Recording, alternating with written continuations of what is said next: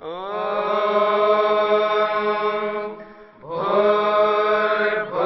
स्वः तत्सवितुर्वरेण्यं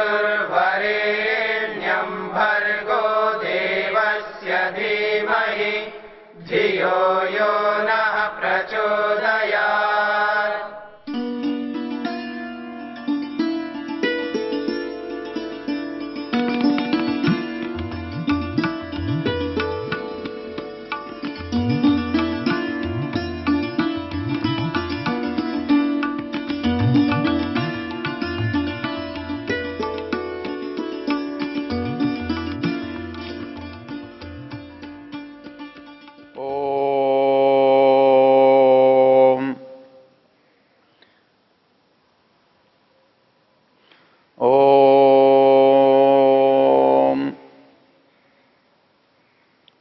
मनुष्य जब कोई काम करता है, उसे जैसी सहायता मिलती है, जैसा ज्ञान मिलता है, वैसी उसकी प्रवृत्ति होती है। जहां बाहर से हमें बहुत सारी सहायता मिलती है, वहीं हमारे अंदर से भी मिलती है। जो लोग ये कहते हैं कि जब हम कोई बुरा करते हैं तो कोई हमें रोकता क्यों नहीं, हमारे अंदर से कोई हमें क्यों नहीं रोकता, विशेष रूप से ईश्वर हमें क्यों नहीं रोकता। ऋषि दयानंद कहते हैं, जब भी कोई हम बुरा काम या अच्छा काम करते हैं, हमारे आत्मा के अंदर जो परमात्मा है उसकी प्रेरणा अवश्य होती है, और उसकी प्रेरणा को हम 3 तरह के भावों से समझ सकते हैं। वो कहते हैं, जब कोई मनुष्य बुरा काम करता है तो उस काम को करने से पहले, करते हुए, करने के बाद भय, शंका और लज्जा होती है। जब आदमी कोई काम बुरा है, जानता है, सोचता है, करना चाहता है, तो करने से पहले उसके मन में एक भाव आता है, कोई उसे पकड़ लेगा तो, किसी को पता लग जाएगा तो मुझे उसका दंड भोगना पड़ सकता है, मुझे उसकी हानि उठानी पड़ सकती है। जब भी कोई अनुचित काम होता है तो निश्चित रूप से हमारे मन में भय का भाव पैदा होता है। वो न करने के लिए पहला हमारा निर्देश है। करते हुए जब हम उस काम को करने ही लग जाते हैं तो हम हर समय चौकन्ने होकर इधर उधर देखते हैं। हम ये सोचते हैं कोई देख तो नहीं रहा, कोई देख तो नहीं लेगा, तो हर समय मन में शंका बनी रहती है, पकड़े जाने की, देखे जाने की। तो वो भी जो प्रेरणा है वो हमारे काम को हम बता रही है कि यह काम हमारे करने योग्य नहीं है, यह काम बुरा है, यह काम अनुचित है। और जब हम उस काम को कर लेते हैं या करते हुए पकड़े जाते हैं, अर्थात कोई व्यक्ति देख लेता है, कोई मित्र देख लेता है, कोई अधिकारी देख लेता है, कोई पुलिस कर्मचारी देख लेता है, कोई साथी देख लेता है, तो उसके बाद हमारे मन में जो भाव पैदा होता है वो लज्जा का है। हम ऐसा करके शर्म अनुभव करते हैं, लज्जा अनुभव करते हैं, संकोच अनुभव करते हैं। ऋषि दयानंद कहते हैं कि ये जो 3 भाव हैं ये मनुष्य के नहीं हैं, ये मनुष्य की अपनी आत्मा के नहीं हैं। ये सदा उस परमपिता परमेश्वर, जिसको हम परमात्मा के नाम से अपनी आत्मा के अंदर देखते और जानते हैं, ये भाव सदा उसकी ओर से आते हैं। इसलिए कोई काम अच्छा है या बुरा, इसकी सबसे बड़ी कसौटी ये है कि उस काम को करते हुए हमारे मन में भय, शंका और लज्जा पैदा होती है, तो निश्चित रूप से समझना चाहिए, मानना चाहिए कि वह काम अनुचित है, हमारे करने योग्य नहीं है। इसके विपरीत जब हम अच्छा काम करते हैं तब भी हमारे हृदय में ऐसे भाव पैदा होते हैं। जब हम वो काम करने की सोचते हैं तो हमको बहुत अच्छा लगता है, करते हुए उत्साह का अनुभव होता है। जब लोग कहते हैं बहुत अच्छा किया, बहुत अच्छा किया, और करके कोई उसे देख ले, करते हुए कोई देख ले, तो भय तो लगना बहुत दूर की बात है। हम ये अनुभव करते हैं कि इसे सब देखें, सब जानें, सब इसकी प्रशंसा करें, सब इसके बारे में मुझसे पूछें, वाह वाह, आप ही वो व्यक्ति हैं जिन्होंने ये काम किया, आपने बहुत अच्छा काम किया। उसको बताते हुए हमें गर्व का अनुभव होता है, हमारे अंदर उत्साह आता है। तो कसौटी है, वह कार्य अच्छा है, उचित है, करने योग्य है। हमारे मन में दोनों भाव हैं, करने योग्य, न करने योग्य, उचित, अनुचित। हमारे अंदर से प्रेरणा है, और अंदर से प्रेरणा इस बात की है कि जब बुरा है तो हमारे अंदर भय, शंका, लज्जा पैदा होती है, उत्पन्न होती है, और उस काम को हमारे को रोकने के लिए ईश्वर प्रेरणा करता है। जब कोई काम हम अच्छा करते हैं, प्रशंसनीय करते हैं, तो लोग हमें शाबाशी देते हैं, पुरस्कार देते हैं, तालियां बजाते हैं, किंतु उस काम को करते समय, करने से पहले और करने के बाद हमारे अंदर जो भाव, जो विचार बनते हैं, वो है आनंद, वो है उत्साह, वो है निर्भयता। अर्थात जब अच्छे काम के लिए हम बढ़ते हैं तो हमारे अंदर उत्साह होता है, करने की तेजी होती है, जल्दी करना चाहते हैं, अधिक करना चाहते हैं। तो जैसे हम रुपए की चोरी करके छिप जाते हैं, लेकिन उसी रुपए को दान करके हम वाहवाही लूटते हैं, मंच पर चित्र खिंचवाते हैं, लोगों से तालियां बजवाते हैं, प्रक्रिया वही है वही रुपया, दिया भी हमने ही है। हम कहीं बिना लोगों को नजर से बचाए ले रहे हैं, और कहीं दे रहे हैं। दे रहे हैं वहां प्रसन्नता है, ले रहे हैं वहां संकोच है, दुख है। तो भय, शंका, लज्जा का होना बुरे काम की कसौटी है। आनंद, उत्साह, निर्भयता का होना अच्छे काम की कसौटी है। क्योंकि संसार में दोनों काम सदा ही रहे हैं, सदा ही रहेंगे, अच्छे भी, बुरे भी। कब कौन काम अच्छा है, कब कौन काम बुरा है, ये बात हम जब अपनी आत्मा से पूछेंगे, हम अपने अंदर विद्यमान परमात्मा से पूछेंगे, तो वह हमें बताएगा। यदि हम उसकी उपेक्षा करना चाहते हैं, उसकी परवाह नहीं करना चाहते हैं, न करें, क्योंकि परमेश्वर हमें स्वतंत्रता देता है, हमारा अधिकार देता है। हमारा अधिकार है हम उसको करें, न करें, चाहें न चाहें। ये विवेक, ये अधिकार उसने हमको दे रखा है, लेकिन वो सावधान अवश्य करता है। और वो सावधान जब करता है, यदि हम उसकी बात स्वीकार कर लेते हैं, तो हम लाभ में रहते हैं, सुख में रहते हैं, आनंद में रहते हैं। और वो जो किया जाने वाला काम है, वो हमारा विवेक होता है। विवेक होने से कैसे काम होता है, उसका एक उदाहरण मैं आपको बताता हूं। गुजरात में एक संप्रदाय है, स्वामी नारायण संप्रदाय। बहुत बड़ा संप्रदाय है, और उसके हजारों लाखों लोग, हजारों साधु हैं, लाखों अनुयायी हैं, बहुत संपन्न समाज है। उन्होंने अपने गुरु का जीवन आधुनिक वैज्ञानिक तरीके से समझाया हुआ है अपने संग्रहालयों में।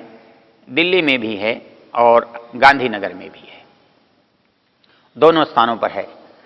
तो जहां पर वो अपने गुरु के जीवन को समझाते हैं, तो उनके एक जीवन की घटना को उन्होंने चित्रित किया हुआ है। और उससे हमारा, जब हम विवेक से कोई काम अच्छा करते हैं तो कैसे करते हैं, और जबरदस्ती कोई अच्छा कराते हैं, करना चाहते हैं तो कैसे करते हैं।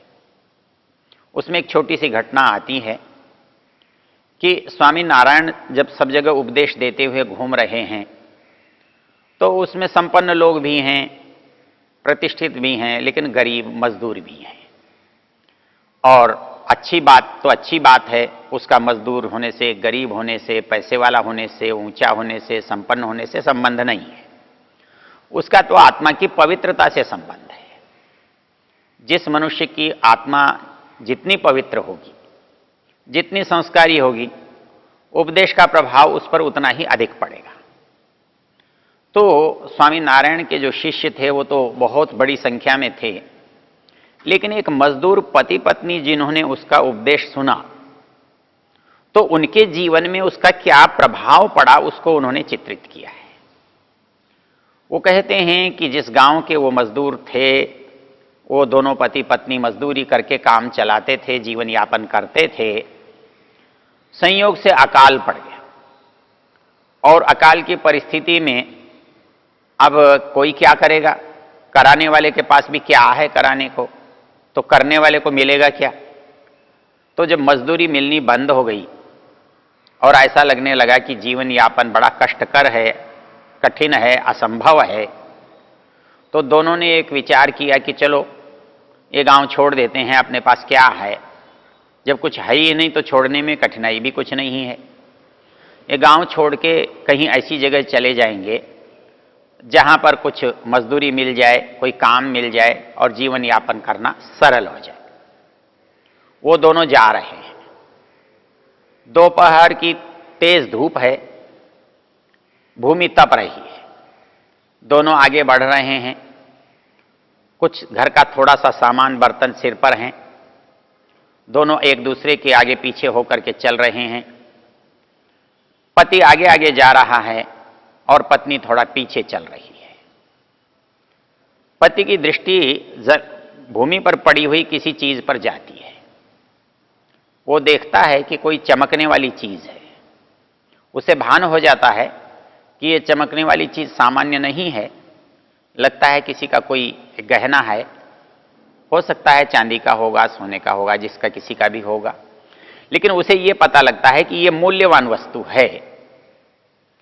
तो उसके मन में आया कि ये अपने को इसलिए नहीं उठानी चाहिए कि ये किसी की है, और हमारे महात्मा ने कहा है, गुरु ने कहा है कि किसी की वस्तु को बिना पूछे लेना चोरी है, अनुचित है, अपराध है। उसको तत्काल मन में आया कि गहना है, हो सकता है मेरी पत्नी के मन में लेने की आ जाए, उसका मन विचलित हो जाए, उसके पुराने संस्कार जाग जाएं। तो उसने बहाने से नीचे बैठ करके उस गहने पर मिट्टी डाल दी। उसको ऐसा करते हुए उसकी पत्नी ने देखा और उसकी पत्नी उससे कहती है, सुनो क्या कर रहे हो? बोले कुछ नहीं, ऐसे ही बैठा था। बोले नहीं, तुम मिट्टी पर मिट्टी क्यों डाल रहे हो? वाक्य ध्यान देने योग्य है। वो कहती है तुम मिट्टी पर मिट्टी क्यों डाल रहे हो, अर्थात उसकी दृष्टि उस पर चली गई थी, उस आभूषण पर उसकी दृष्टि गई। उसको पता है कि आभूषण है, लेकिन उसके मन में लेने की इच्छा नहीं हुई। उसने कहा यह भी मिट्टी है और यह भी मिट्टी है। जब से उसने अपने पति से कहा, बोले तुम क्या समझते हो कि मेरा मन इसको देखकर विचलित हो जाएगा, मेरे मन में लोभ आ जाएगा, मैं इसको लेकर के प्रसन्न होंगी? बोले नहीं, ऐसा नहीं है। जब से मैंने गुरु की बात सुनी है, महात्मा जी ने जो समझाया है, तब से मेरे ये विवेक है, मेरे अंदर ये जानकारी है कि ये मेरे लिए गहना नहीं है, ये मेरे लिए जैसी दूसरी मिट्टी है वैसी ही मिट्टी है। जैसे दूसरी मिट्टी को देखकर मेरे मन में कोई इच्छा नहीं होती, वैसे ही इस वस्तु को देखकर भी मेरे मन में कोई प्राप्ति की इच्छा नहीं है, मैं इसे लेने के लिए सोचती भी नहीं हूं। इसीलिए मैंने तुमसे कहा तुम मिट्टी पर मिट्टी क्यों डाल रहे हो। अर्थात जब हम अपनी आत्मा के अंदर की बात करते हैं, अपने विवेक की बात करते हैं, तब हमें वो वस्तु आकर्षक नहीं लगती, वो वस्तु हमें ग्राह्य नहीं लगती, वो वस्तु हमें लोभ नहीं पैदा कर सकती। हमको तो सहज वैसा ही लगता है जैसे सामान्य चीजें हैं। तो उसके अंदर वो चीज पैदा होना, वो संस्कार आना कि हम ऐसा समझें कि ये भी उतना ही स्थूल है, उतना ही निरर्थक है, उतनी ही बेकार चीज है जितनी दूसरी मिट्टी पत्थर पड़े हैं वैसे ही ये भी पड़े हैं। तो ये जो मानसिक स्थिति है, ये मानसिक स्थिति हमारे पास तब पैदा होती है जब हम विभाजन कर सकते हैं, विवेक कर सकते हैं। हमें एक रेखा खींचनी आती हो कि इधर से ये काम अच्छा है, इधर से इधर तक ये काम बुरा है। तो ये जो विवेक हमारे अंदर पैदा होता है, ये विवेक हमारे अंदर आत्मा की आवाज सुनने से पैदा होता है। हमारी आत्मा की आवाज जब हम सुनते हैं तो हम पर बाहर के इंद्रियों के द्वारा, मन के द्वारा, बुद्धि के द्वारा जो किए जाने वाले मूल्यांकन हैं, गणित हैं, आकलन हैं, वो हमारे लिए महत्वपूर्ण नहीं होते। इसलिए जो संत होते हैं, जो महात्मा होते हैं, जो आध्यात्मिक लोग होते हैं, जिनके अंदर ये विचार होता है कि ये बाह्य जो धन है, संपत्ति है, वस्तुएं हैं, मूल्यवान चीजें हैं, ये उनके लिए कोई अर्थ नहीं रखती। और यही सोच पाना, ये मनस्थिति पैदा कर पाना, यही वेद का उद्देश्य है। तो वेद जब ये कहता है कि तुम मर्यादा का पालन करो, तो उसका अभिप्राय ये होता है कि तुम्हारे अंदर ये विवेक होना चाहिए कि किस काम को कहां तक करना चाहिए और कहां के बाद हमें नहीं करना चाहिए। हमें कोई काम कैसे करना चाहिए और कैसे नहीं करना चाहिए। तो ये जो विवेक है, इस विवेक को पैदा हम बाहर से तो सहायता ले सकते हैं, लेकिन हमारे अंदर वो विद्यमान है, क्योंकि मनुष्य का जो जीवात्मा है वो स्वरूप से एक जैसा रहने वाला है। उसमें किसी प्रकार का परिवर्तन, परिवर्धन, बदलाव होता नहीं है। उस पर तो बस अज्ञान की मिट्टी पड़ी हुई है। इस अज्ञान की मिट्टी को यदि हम दूर कर दें तो उसका अंदर का जो चमकीला स्वरूप है वो बाहर निकल आता है और उसे मर्यादा का पहचान करने में, विवेक करने में बहुत आसानी होती है और मर्यादा के पहचान से मनुष्य सुगम मार्ग से सुख तक पहुंचता है।